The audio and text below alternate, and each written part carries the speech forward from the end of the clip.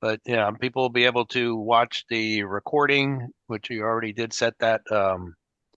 And so and be able to hopefully provide any kind of feedback. So if you're watching this and it's recorded, if you do have any kind of comments and things, you can either post them in the Appalachian Trail Golden Packet group, or you can send them to me via that way. But if you're going to send them to me, I request that you include Lynn, Jeff, and John at least on it, just so we all get the email.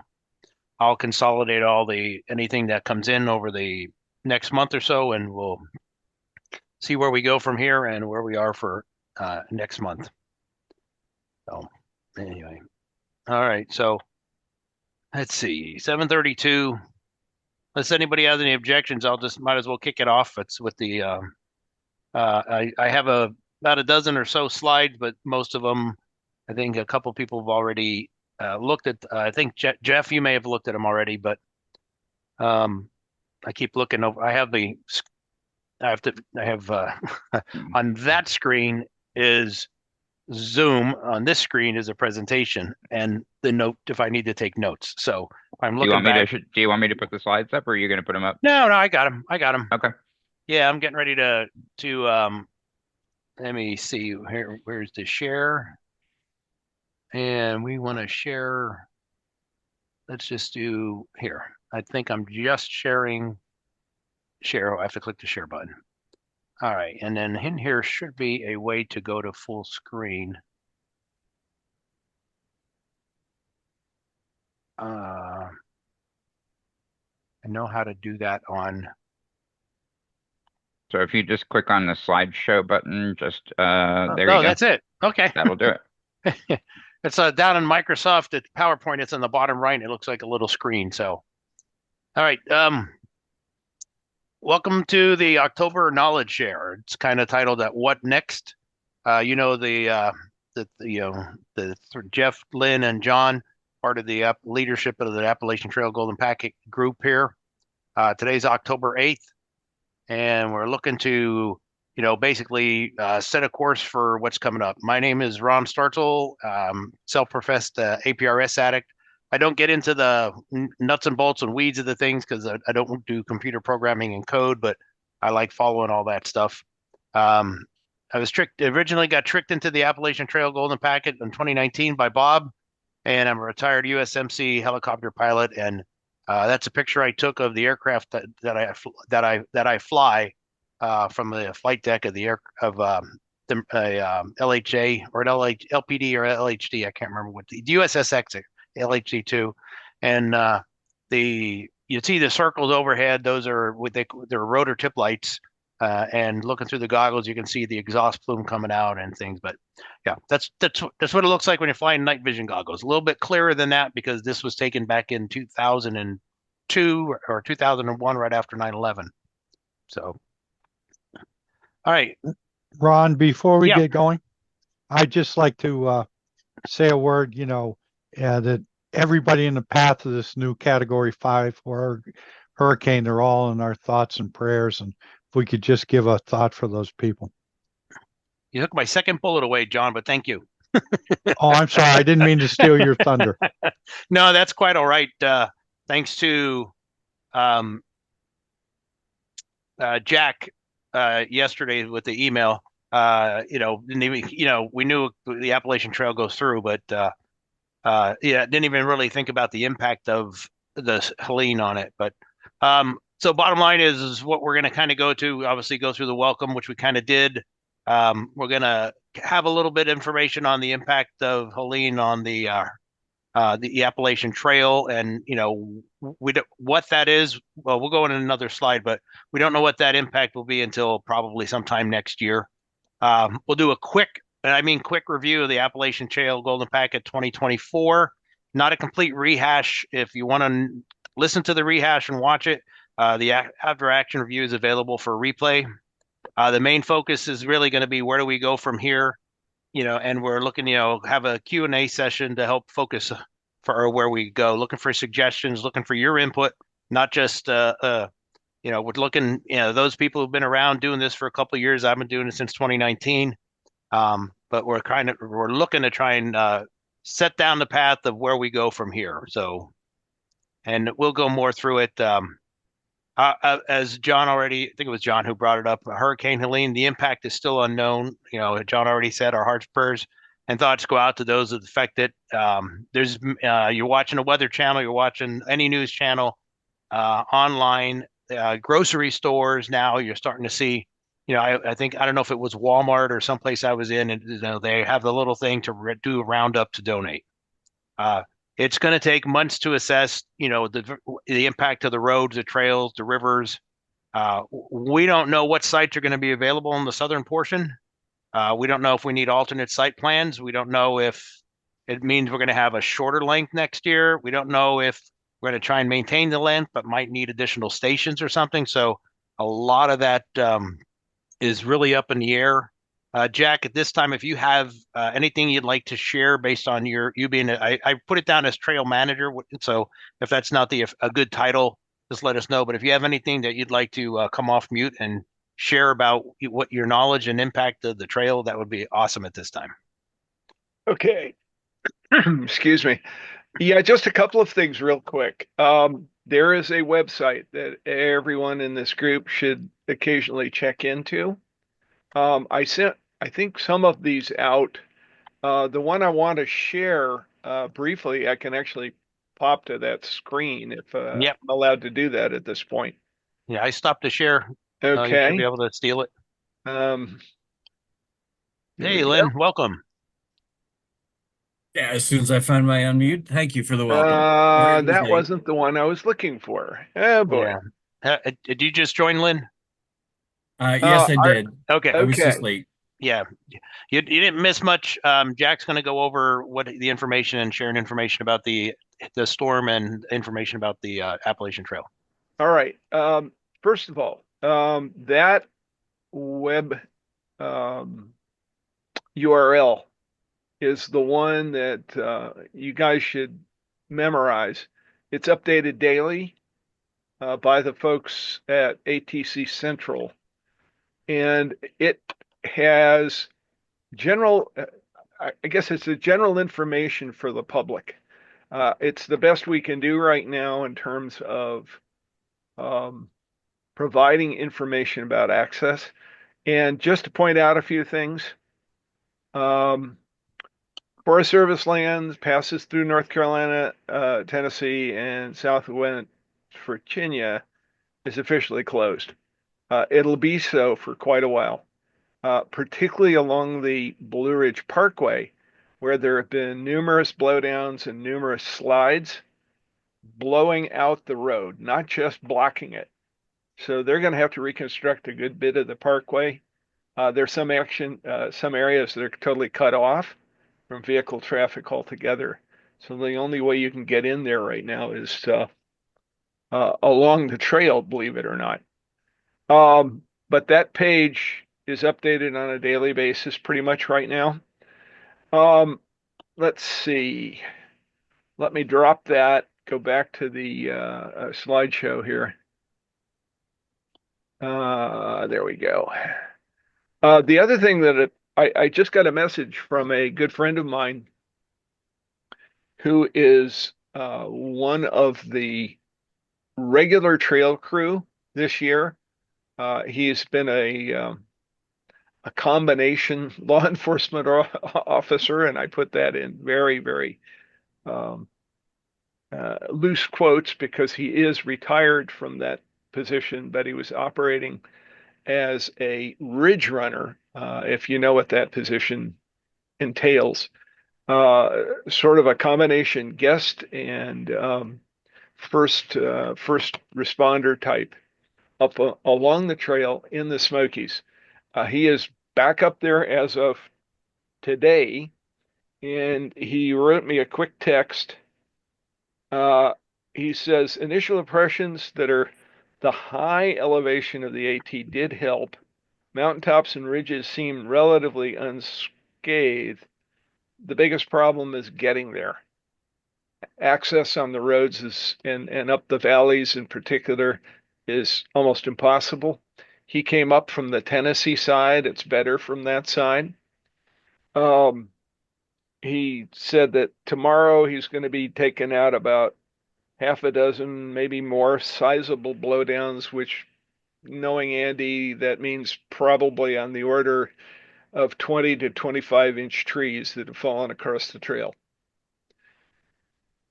They did relax the no chainsaws rule up there, so they're going to be able to do that with motorized equipment, which is really good.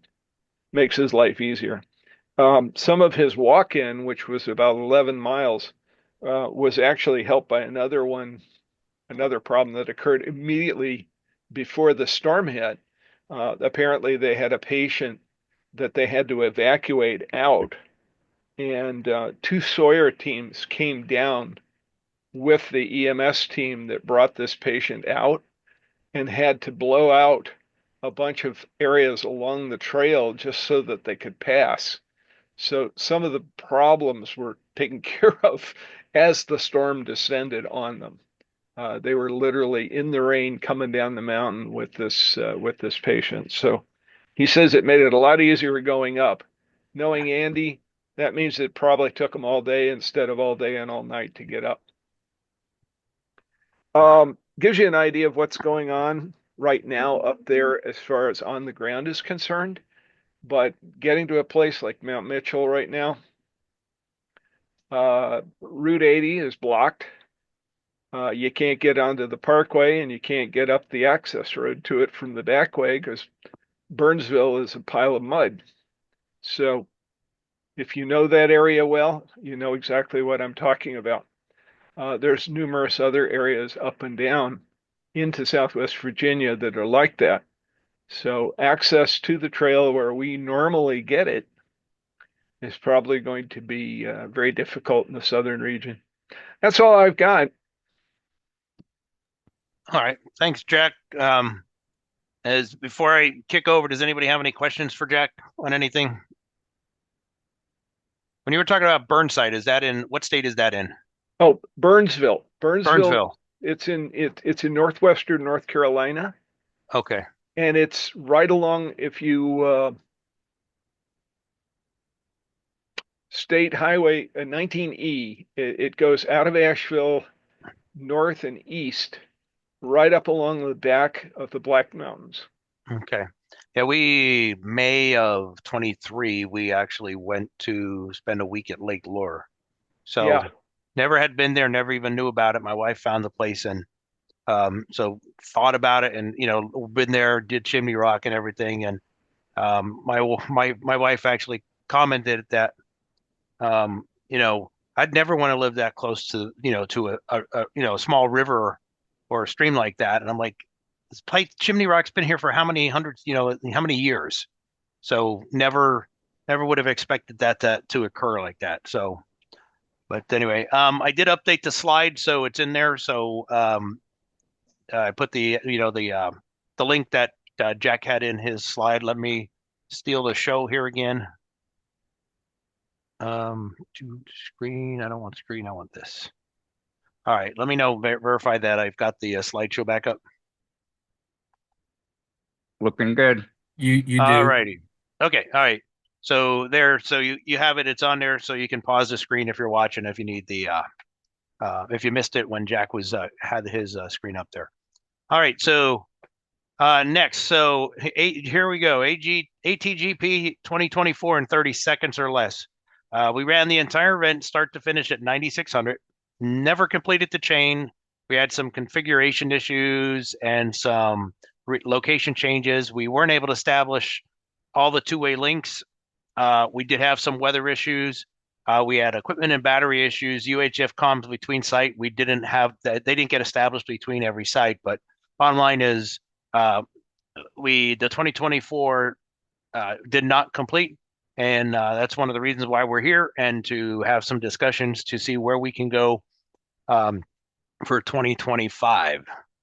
I stole this one from Jeff, who stole it from Albert Einstein. But bottom line, do we want to keep doing the same thing over and over again and expect different results, or do we want to do something different? So where do we go from here? Do we go back to the future or do we innovate? Back to the basics. Do we want to and obviously if anybody has any questions or anything at any time, just, feel free to jump in. There's only, maybe a dozen people online, so I think we'll be able to handle the discussion. Should we focus on what worked in the past? Go back to Kenwood's. Kenwood D710. You can see down the bottom, I said the D710/R. So if the D710 replacement from Kenwood is out by next time, and it's easy to configure and we can get programming done, then that's one of the options. Go back to the Kenwood D710 or D710R. So from now on, if I just say D710, just assume it's either the D710 or a replacement.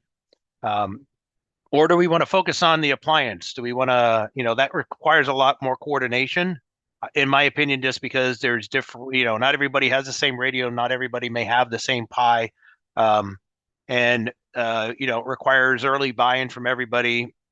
We've got 9 months to be able to do that and to get everybody up to speed. And depending on which version you're doing, you may or may not have a screen, and you might need another way to be able to see what packets are coming in. So, good pros and cons to each, but those are just, kind of what we're looking for. Do we want to go back to the basics, or do we want to move forward like we have been? But it's just something to think about. If we did the Kenwood D710 approach, we're going backwards. Do we focus on what worked? The prices for the D710s on eBay, the last one I saw sold for, I believe, about $1,100. We don't know what the price is of the D710 replacement. Based on my experience over the last few years, in my opinion, they're kind of easier to control as far as a common configuration, because you can share and send the programming between users to be able to import it and I believe in theory, if you're using RT systems, one person could actually create the configuration for everybody to include their call signs and things like that if they needed to. So in other words, create a standard programming. From an appliance perspective, would take more time to invest in the appliance, especially if we wanted every station to be able to have one. We definitely would need some type of standardized configuration to make sure it's working. A lot of testing to come on. And when I say a lot of things, or it's going to take more, I'm not saying that's not the way to go forward. I'm just looking at from the perspective of having a Kenwood D710 that we've used in the past, or people I've had in the past, where they can almost just pick it up and, put it away for the year and bring it back before the event and just verify the settings. You've been trying different software, Pi-based with Direwolf. Are there hardware options, systems that are out there? Different hardware and different software, makes at different locations should make it a little bit more difficult to have a standard configuration. Not everybody, like me, not proficient with the Raspberry Pi. Somebody can walk me through. I can do it just like I do where I work with with the database. I know how to get into the place to run the commands, but if I don't do them on a daily basis, sometimes I prefer somebody else doing it or talking me through it. And then will be some people who just don't want to use the appliance. They just want to stay with the Kenwood. And then kind of hinted at it before, but I'll say lack of interface in the field, but depending on what you have, whether or not you can configure something in the field, do you get into it via an SSH, or do you come in via some kind of web type application? So different type of appliances, different settings, different software may make that a little bit more difficult. Just means there's a little bit more work going in between now and next year. And here's the one that, like I said, I'm not a big, gigantic expert at all the programming and stuff, but are there other options? So I just started thinking about other things that we can possibly do. Things like, and I call it a Kenwood only event, private network. Set it up, limit it to a D710 or the replacement.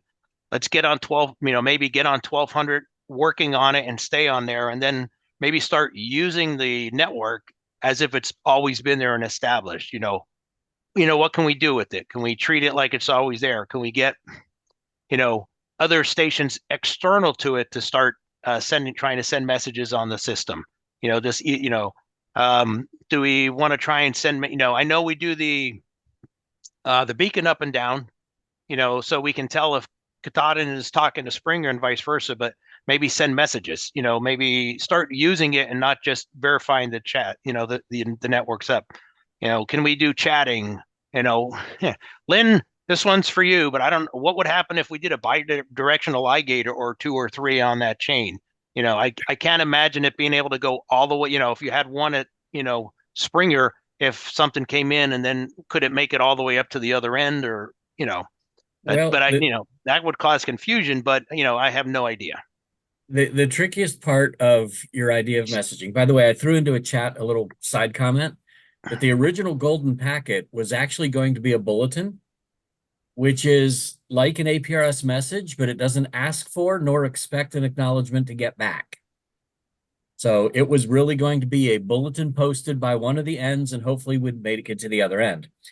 The problem with messaging on the chain is you really want to be able to modify your path.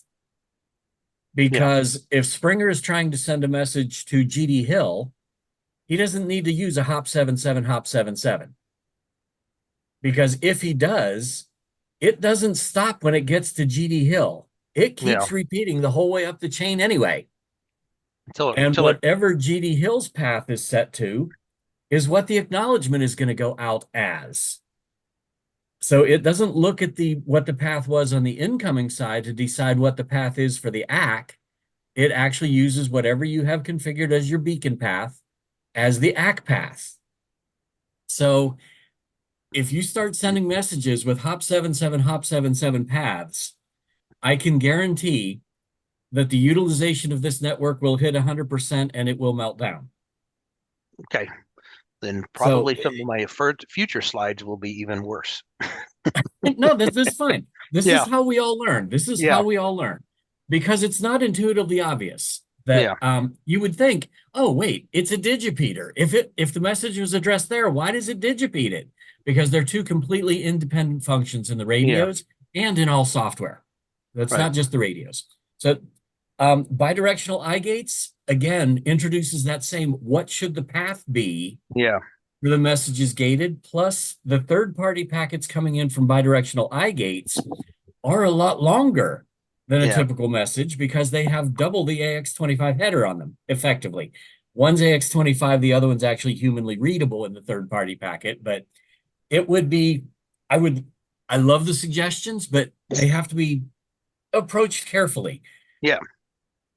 And like I said, I don't, and then the question you didn't hit on the answer, but I don't know is, if somebody's coming in with we send something out on a hop 77 and it goes directly out of GD Hill or Katahdin or someplace, but then it goes into the other network. When it comes back in, does it put the hop 77 back in? So, those are things that that's completely up to the configuration of the bidirectional iGate. Okay.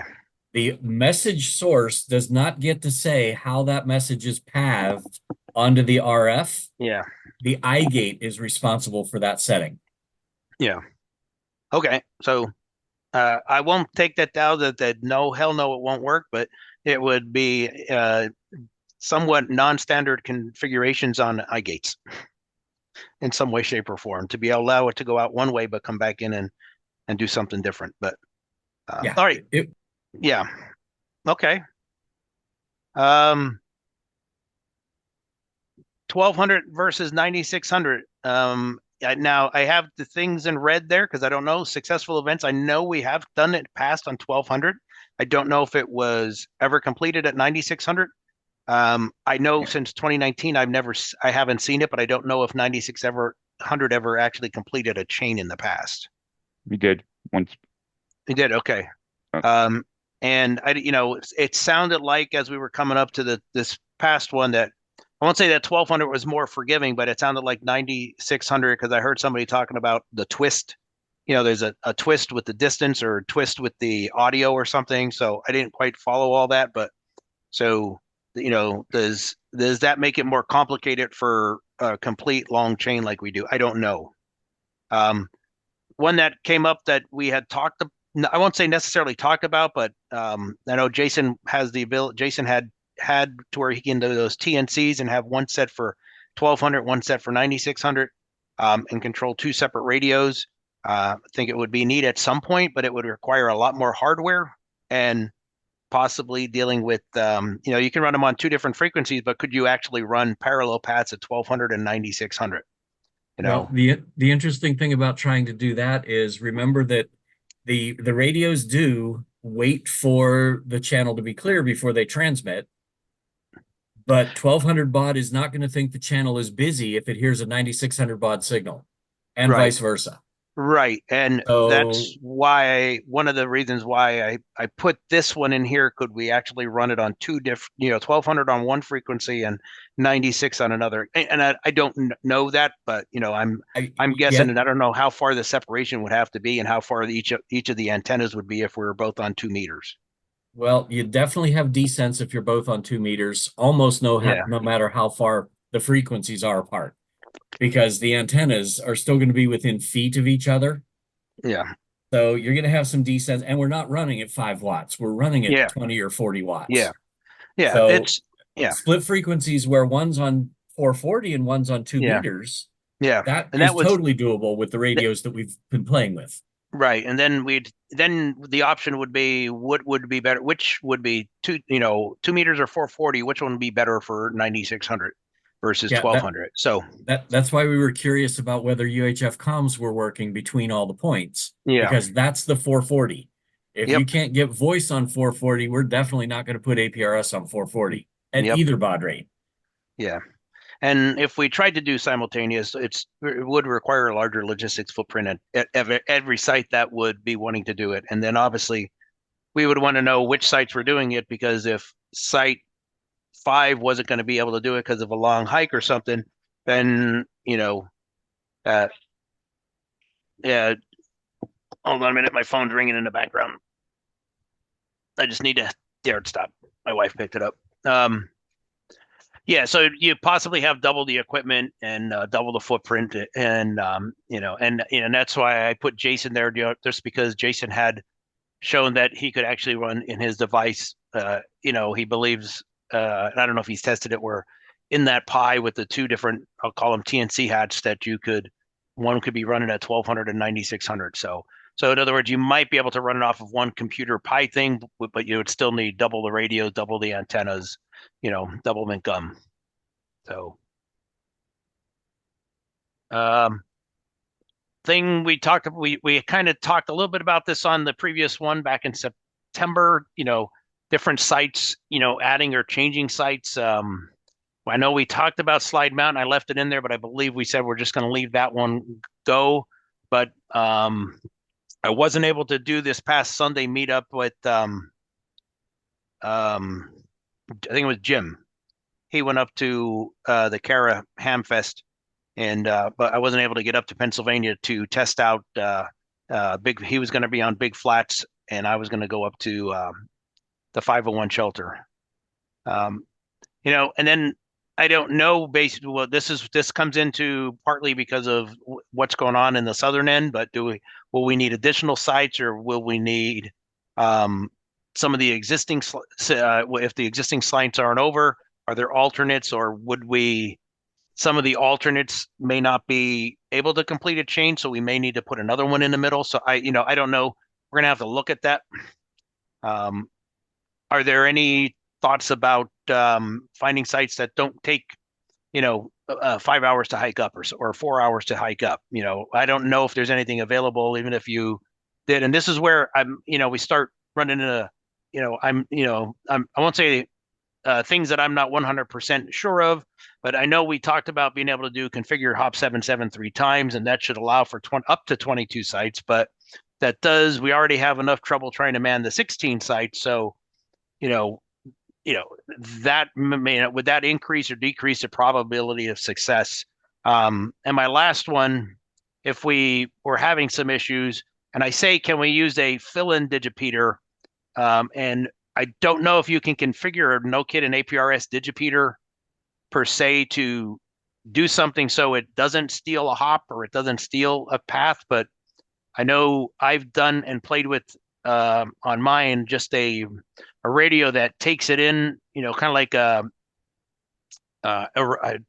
a simplex repeater to where it takes whatever comes in on that frequency and then repeats it right back out. I don't know if that would interfere with anything of the thing, but I was just looking at it in terms of if for some reason there is a site that does go down, is that something that we, if we can do something to help fill in a gap or something if in a pinch or something.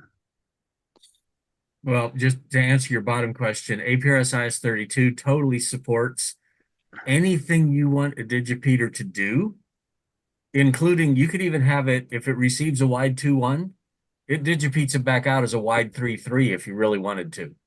Oh, okay. So that's the only one I can speak of because that's the one I authored and I made it that flexible. Yeah. I believe there are some others that can do similar rule-based digipeating, but I can't speak with certainty on that. Yeah. Yeah, I'm just, like I said, I'm trying to think of things that if we have run into problems, what can we do, as opposed to, if somebody can't get up to one of the sites, is there a way we can get a temporary one with somebody in a vehicle somewhere in the path that can do something, but as per the moment, is there something we could do? So like I said, I'm just, I'm throwing things out there. See what sticks on the wall. Cause part of it is I'm asking cause I don't know. And that's how I learn. And that's how you guys teach me. I need the brain trust. Then the other one is, we can mix it up a bit, different event types for each year. We can do and these aren't in any order of preference in terms of this is what I'm thinking we can do. But one could be, we already talked about a Kenwood only event where it's just a Kenwood or its replacement. And we can do one has to have external hardware, a TNC connected to a D710, or appliance only event, radio of your choice, but it's got to be tested. Kenwood only, and bring in other APRS applications into the mix. And it could be just something as simple as, what we already talked about an iGate. We already talked about messaging and things like that. But are there any other APRS type things that we can pull in that aren't going to totally, destroy the network? And I think, Lynn, you kind of already addressed this one, that it probably wouldn't be too difficult to, quote, wreak havoc on the network, stress test it, looking at things to, oversaturate it. And that's why, as you can see, if we ever did something like that, it would require almost every station to have positive comms with the shack potato. Well, actually, it would actually, I believe, more require every station to have good UHF comms to their adjacent stations. Yeah. Because they're going to hear their radio, they're going to know they're saturated, they're going to know which direction it's coming from. And it's better coordinated right there live on the ground. Yeah. Than through somebody remotely that doesn't have the full picture of what that radio is hearing at this instant. Yeah. So no, that's where, yeah. As we're looking for these sites, I think we need to pay attention not just to the 2-meter APRS coverage, but the 440 UHF voice as well. Yeah. Yeah. So when we're looking at new sites, I think that would be worth running the numbers on. No, that makes perfect sense. And I was just thinking in terms of when I put that in there, and I didn't think of it like you just thought about it. I was thinking more of, if all of a sudden you're seeing, coming in from the eye gates and everything, you're seeing so much traffic, and it's just like clobbering or something, that you can say, all right, everybody turn it off, crank it down. Crank it down. And then the next one, I won't say it's my favorite, but I thought it would be neat. We can get everything done, have a, D710 followed by a Frankenpeter, which, in theory, each site can run its own mystery device. You can, if you want to do something other than the D710, put it together, have it run, and, test it with the D710, so make sure you have it. And, it would be good to coordinate with, like Jeff and Lynn and John, et cetera, just to say, hey, this is what I'm using, this one I'm working.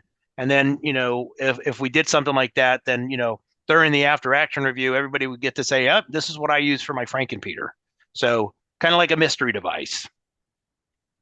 So the big thing would be having it tested and make sure it works with the D710 prior to the event, so it's working, and not just, as we say, in your basement or in your garage, but put a couple miles between you and the device to make sure it's everything seems to be working in a RF environment. And yep, and that's basically it. That's what I had. So I like your Frankenpeter. The only thing I would add to that is we need to remember one of the lessons learned from this year, and that's 5 watts doesn't make these long links. Correct. Yeah, it's going to have to be 50 watts. Frankenpeter's going to have some decent power. Yep. Yep. No, I agree. And obviously if you have a D710 and then you were going to connect whatever you're going to use to it. But yeah, I figured, doesn't hurt to throw these options out or something to at least get the people thinking and see where it drives. I think we got somebody here who's got their hand raised. I think that would be that would be John Tarbox. Hi, Ron. My thought is that you focused a lot on the technical, but my experiences are failures have generally been logistical. Okay. In other words, the way we have this set up, we're subject to single points of failure. If one person in the middle of the chain doesn't operate, it kills the whole chain. And so in the past, there may be at times when like 9600 didn't work because of propagation conditions. I'm not saying that didn't happen, but it's been more frequent that someone didn't show up on time. They had a problem with their radio. It's been logistics. Can you show up on time with what you need and start operating on time? Yeah. I'm by no way, shape, or form was I trying to, minimize that at all, because we all know that, we didn't know if Jeff, help me out. What was the was it the Pocono? Camelback. Camelback was Camelback or bovine or whatever it is. There was, whether we had somebody to operate one or both of those.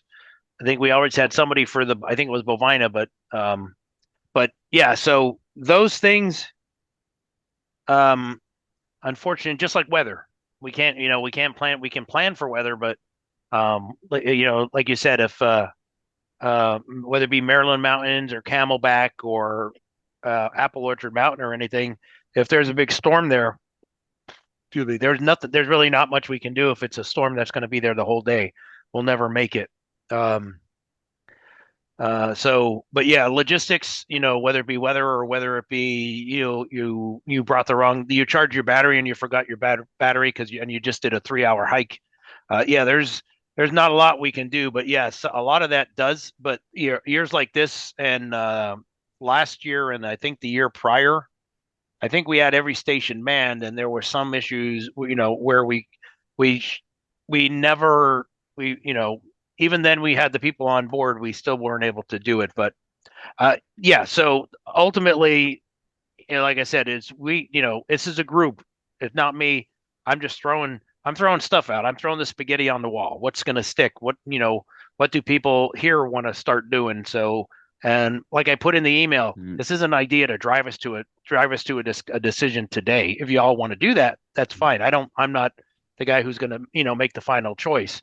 But I just wanted to, get it out there, to say, what do we want to do for next year, and then, what do we want to do for, hey, out of this, maybe 2 things I threw out on the list, and maybe 3 things come in from people who either watched this or are in the group here already, that we can look at and do some kind of evaluation at, between the now and December, and kind of look to, drive something to, what the members of the group who show up and are going to actually go out and man the trail are going to be able to do.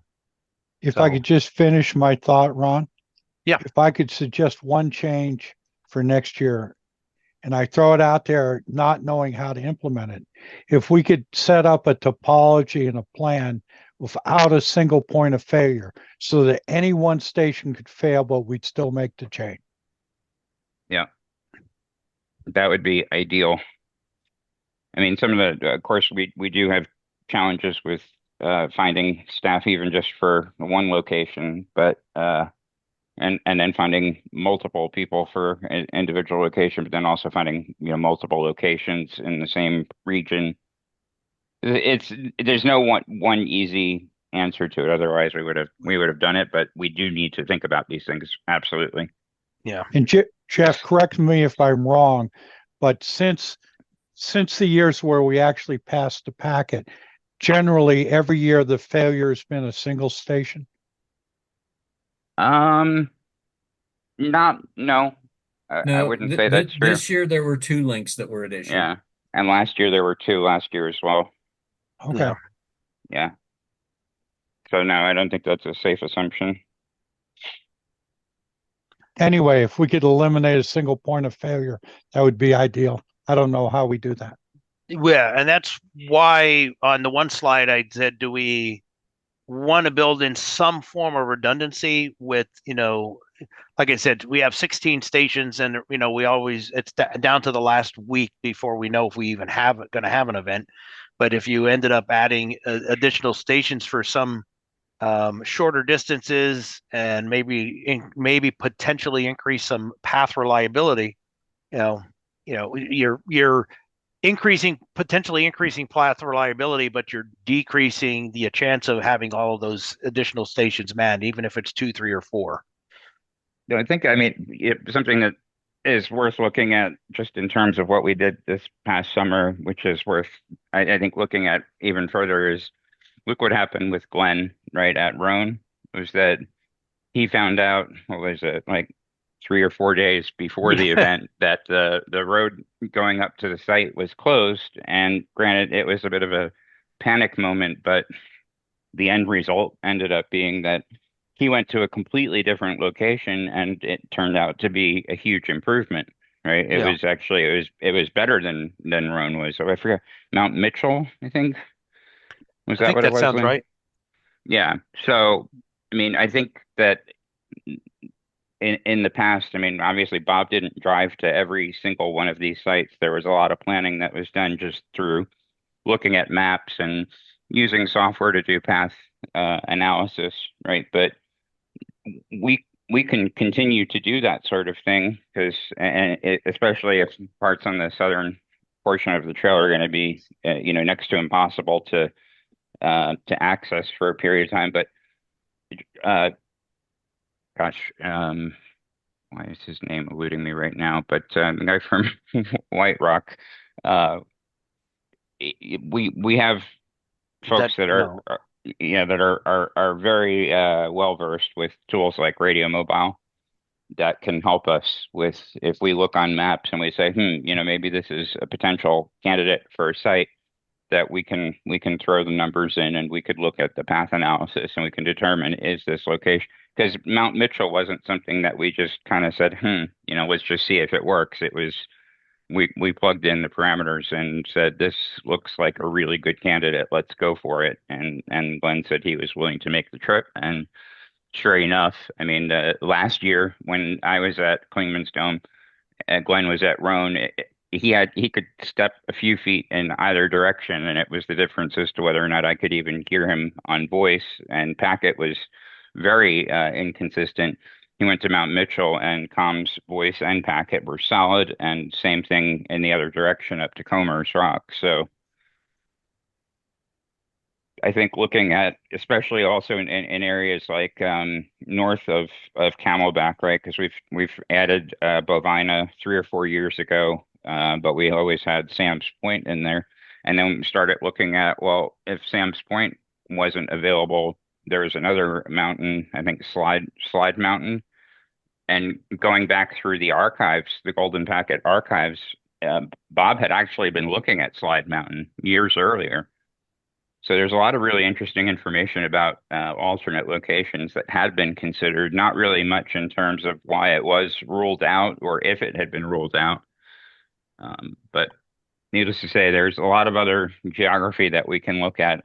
I've even gone through and looked at other options in North Georgia and throughout Tennessee. There's a lot to choose from. Jeff, correct me if I'm wrong, but isn't there one site that at least some years someone went up like the day before and set up an automatic digipeater, and during the time of the event, it participated, but it was unmanned? That was Bovina, yeah. So the Yeah. Bovina site in the past, I think not this past summer, but the 2 or 3 summers before that, it had always been an automated site. So that's one thing to consider, Ron. If there are automated sites we could set up, it cuts down on the number of people required on the day. Yep. And I guess Plus, that's kind of what I was thinking about the unmanned one, or the one that was wouldn't mess with the path if we needed it. But yeah, I didn't even think of to consider the unmanned one like they do at Bovina. plus, if it's set up a week before, you can be testing it the whole week before the event. Yeah. Yep, absolutely. Well, everybody play Powerball, and then whoever wins, set up a whole bunch of towers that's only used for Appalachian Trail Golden Packet and ham radio stuff. There you go. We need a budget. What about 500 watts? No. That would help, but it's still not. That still adds more logistics. Oh. Yeah, I don't want to pack in the 500 watt amp. No. I know there's the potential for directional antennas, but that's still 2 antennas, and you do have the back sides, and there's other issues that have to come with that. So, but yeah, I'm just and I was even looking. I know there's got to be something where a little bit more. I know there's an antenna out there somewhere that does more of a back to front, and just it eliminates the side lobe, kind of like a dipole, I guess. To where we could almost like a double Yagi that would do both directions, but be interesting. So I'm just trying to think of things that would help to increase the signal strength for both receive and send. Yeah, then you get to you got to make sure you got it pointed the right direction for where your adjacent station is too. Yeah, well, that's well, you don't want to be too directional then. We're not like not going parabolic. Say again, Tim? It's not like my hex beam on HF. It doesn't really matter where I point it. I can still hear the DX. Yeah. So, but that's. I mean, I have no more slides. My brain is empty. But oh, Lynn, a completely separate one. But I haven't on APRS 32 for some reason. I have a station that's shown up as a computer that I don't even have beaconing, but it just shows up. I'll send you an email afterward, but I can't figure out what in the world could be doing it. It just says APRS or well, if it's there now, just hit focus the window, hit Control C, and then paste it in the chat. Oh, it's on another computer, but let me pull it up on. Yeah. Let me pull up my second, my KB5LNC 16. 16. Yeah, APR. I just threw it on there to see if it would work, and it did. It does, as long as you don't have any RF interfaces. No, I have no RF. I have to let me go over here. But yeah, I'll do that in the chat. You guys keep talking. Just have to find out where I'm hiding it. A sort of unrelated question. Lynn, have you noticed that, because not the new Category 5 that's going to hit you tomorrow, but the previous hurricane throughout the Carolinas, has that impacted the APRS traffic in that region? Like, did a bunch of digipeaters go off the air? Are there new people in there doing rescue work that showed up? Have you noticed anything around that? That is a really good question, John, and I never even thought to look. I mean, I used to generate activity maps of the United States daily, and I shut that down a long time ago. No, I don't know. I've not even thought to look. Because that previous hurricane relates to the original purpose of the Golden Packet, Bob's idea that APRS could be used in times of emergencies, which, if your digipeaters go out and stuff, and you can't get to the mountaintop to set up a temporary repeater. It kind of relates to our mission. You know what I'm saying? Yeah, I know there were some Arden folks that were talking about it, and they came to the conclusion that Arden is really not made to be deployed on the fly. You need to have people that already know their equipment. You can't just willy-nilly go throw something together and expect it to talk. Well, Whereas we can APRS, confirm that we've had people going out not knowing APRS and not knowing their radios, and yeah, can become difficult on the fly. yeah. So, Yeah. and they said that's why we have Go kits for voice, because we know how to use those. We know what equipment we have, but you can't just go throw something together. But yeah, that would be interesting. I'm trying to think if I have anything recording right now that could be leveraged to look at stuff a month ago and look at it daily through when the hurricane went blowing through. Nothing immediately leaps to mind. And Bummer, that would have been Lynn, good to know. John, you just came up with a great use case on the fly. yes, Lynn, it was before you joined, but we mentioned we have everybody in the hurricane's path in our thoughts and prayers from the previous hurricane as well as the new. Is it still a Category 5 that's going to hit Florida shortly? Well, the last time I looked at hurricanes.gov, it's Cat 5 out over the Gulf, but they actually have it reducing in strength right before it hits landfall. So, Even if 4 is bad, then. In well, any yeah, case, any case, Lynn, our hearts go out for anybody involved, because even if it doesn't hit you, it may hit your neighbors, and this is not going to be a trivial thing. no, No.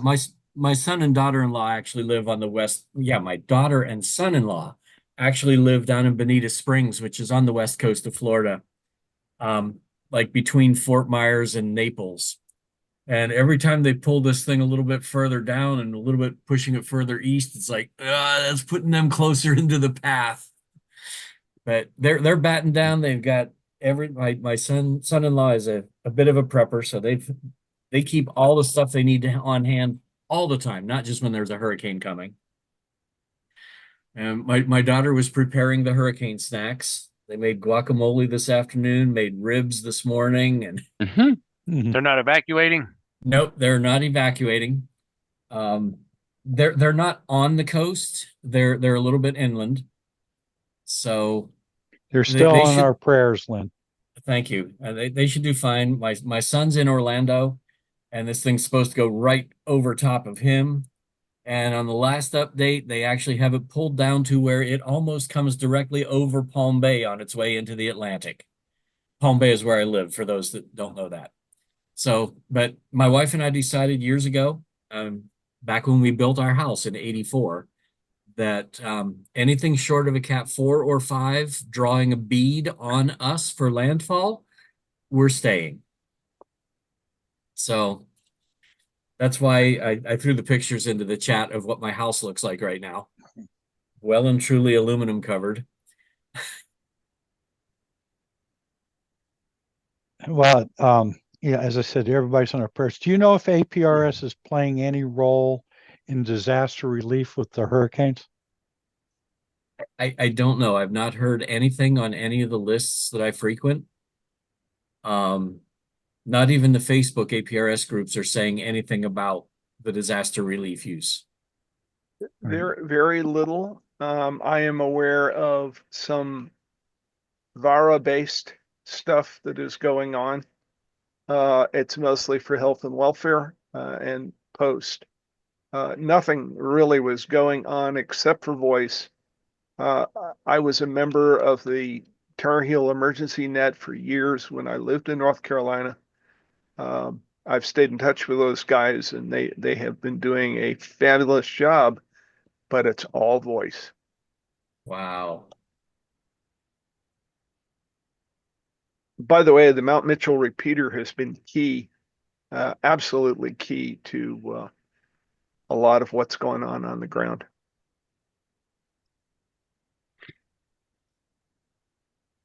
It seems like an excellent high site. I wonder, like, at what point we'll know what accessibility is like to each of the sites that we typically use?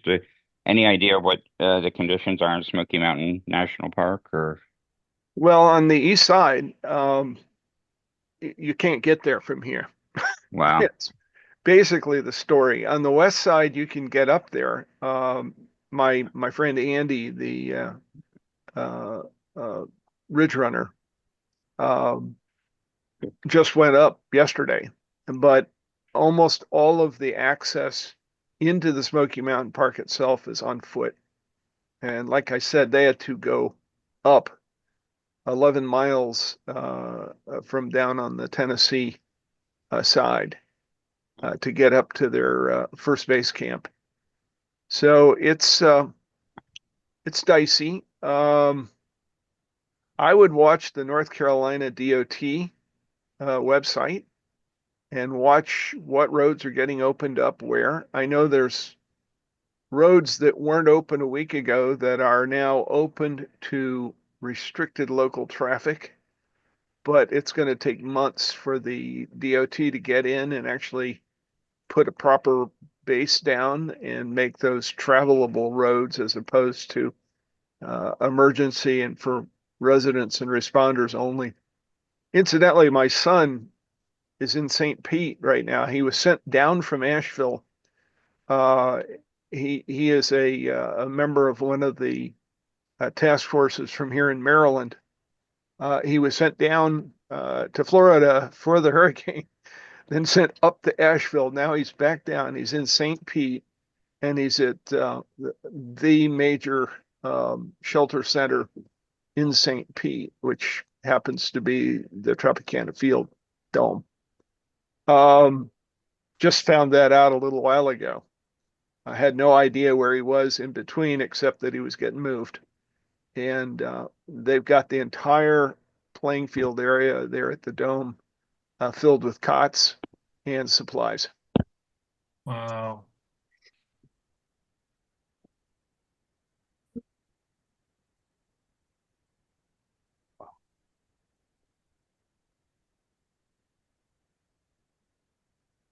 anybody else have any questions, comments, anything else want to go over?